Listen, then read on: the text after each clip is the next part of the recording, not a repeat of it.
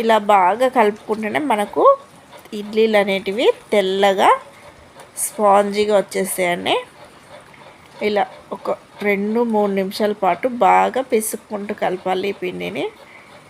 అప్పుడైతేనే మనకు ఇడ్లీ పిండి మంచిగా పులుస్తుంది. చూడండి, ఒక 12 గంటల పాటు ఇడ్లీ పిండిని ఇలా నానబెట్టాలి. నేను నైట్ అంతా నానబెట్టాను. మంచిగా పులిసింది కదా. ఇలా పులిసినాక రుచికి సరిపడు ఉప్పు వేసుకోవాలి. ఉప్పు వేసుకొని మళ్ళీ 2-3 నిమిషాల పాటు ఇలా బాగా కలుపుకోవాలి.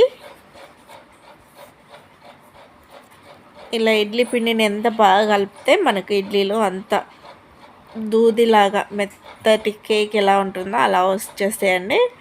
ఓకేనా. ఇలా కలుపుకున్నాక ఇప్పుడు ఇడ్లీ ప్లేట్స్ని అయితే తీసుకుంటున్నాను. ఇడ్లీకి స్టాండ్కి పెట్టి